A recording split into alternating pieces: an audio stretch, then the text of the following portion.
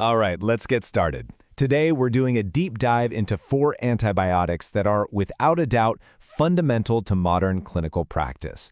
I'm talking about the cephalosporins. Specifically, we're going to focus on 4 key players: Cefazolin, Ceftazidime, Ceftriaxone, and Cefuroxime. So, here's our game plan.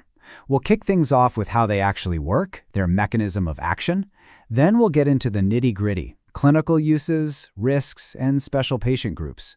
After that, we'll tackle the massive challenge of resistance, and we'll wrap it all up with a quick quiz to make sure these key points really stick. Okay, first things first. Section 1, Mechanism and Classification. You know, if we're going to use these drugs effectively, we absolutely have to understand what's happening on a molecular level. It's the foundation of everything else. So at their heart, what are cephalosporins?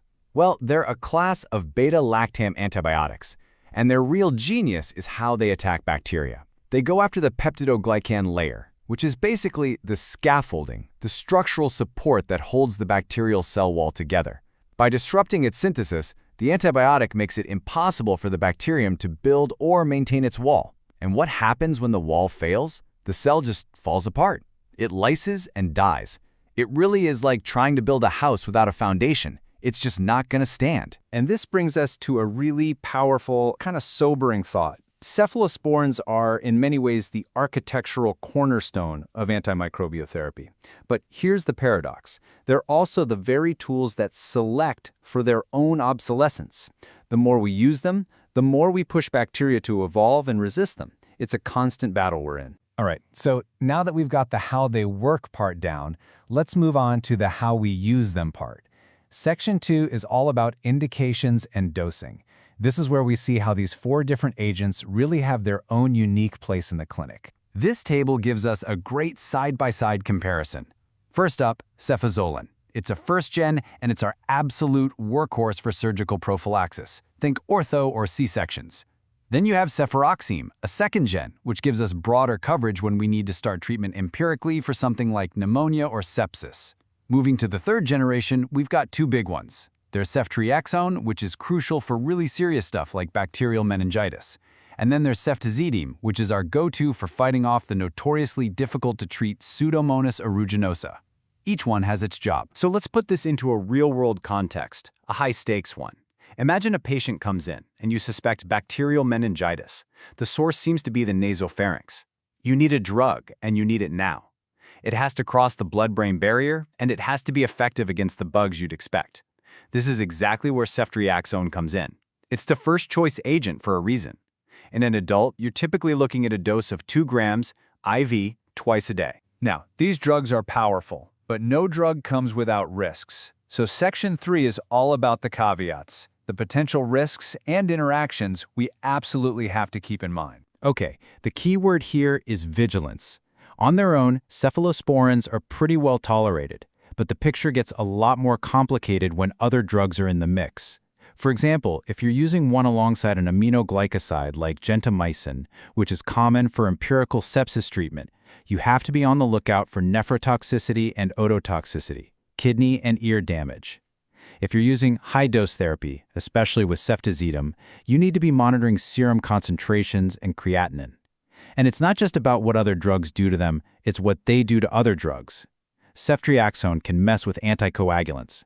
And simple things like antacid for supplements with calcium, iron, or zinc can reduce their absorption. It's a two-way street. All right, let's get into the nuances of patient care. Section 4 is where we talk about special populations and contraindications. Because medicine is never one-size-fits-all, right? We have to tailor our choices to the specific patient in front of us. When we're talking about pregnancy and lactation, patient safety is obviously our #1 priority. And in this context, Ceftriaxone is a real standout.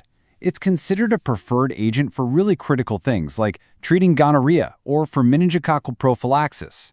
It's a reliable and safe choice for both pregnant and breastfeeding women. Now, what about kids? This is so important. One size absolutely does not fit all. Children are not just little adults. Their bodies handle drugs completely differently. Their metabolism, their clearance rates, everything. So it is absolutely critical, non-negotiable, that you consult specialized pediatric formularies for dosing. That's the only way to guarantee both safety and effectiveness. So this brings us to a question that I guarantee every clinician has wrestled with. What do you do with a patient who says they're allergic to penicillin? How does that affect your choice of a cephalosporin?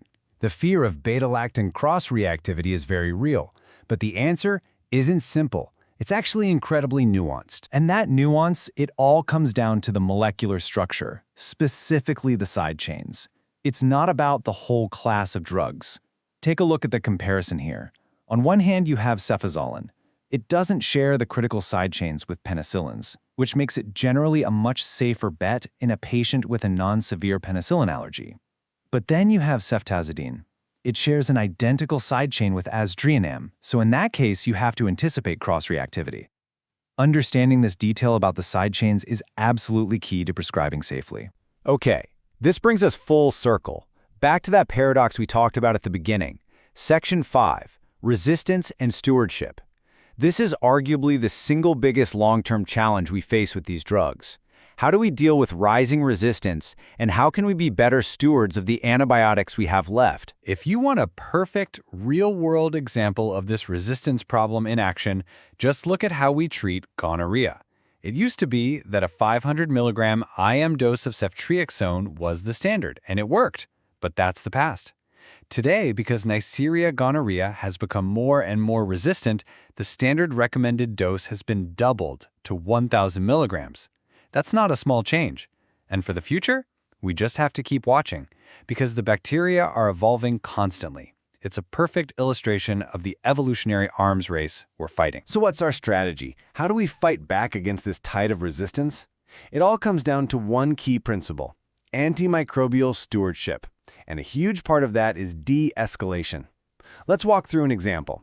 Say you have a patient with severe pyelonephritis. Step 1.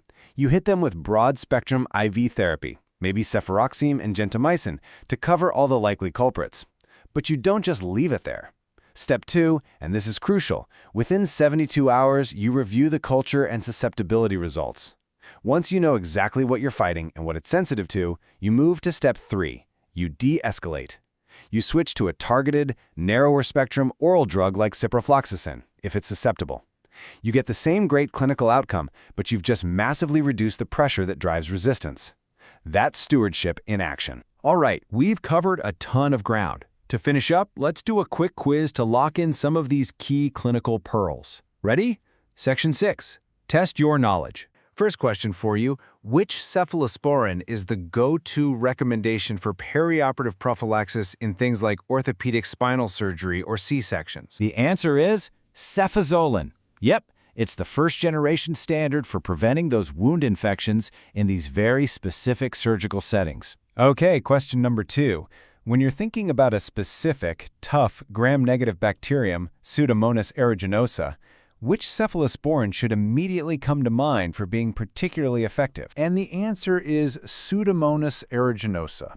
This is one of the primary reasons we reach for Ceftazidime, especially when we're dealing with severe infections, or maybe something like a post-neurosurgery infection. And for our last question, let's circle back to that really important topic of allergies and patient safety. In a patient with a severe penicillin allergy, which cephalosporin is generally considered a safer choice because it doesn't share those key side chains? The answer is Cefazolin. Its unique molecular structure is what makes the difference, significantly cutting down that risk of cross-reactivity. It's a critical safety point. And that really brings us to our final thought. We've talked a lot about these drugs and how they work, but the game is always changing. Bacteria are now evolving sophisticated new weapons, like enzymes called metallo-beta-lactamases, MBLs for short. These things can literally chew up our antibiotics, rendering them useless. As these MBLs become more common, challenging our entire arsenal, you have to ask, what will be the next frontier in antimicrobial development? What comes next in this fight? It's a question we all need to be thinking about. Thanks for joining this explainer.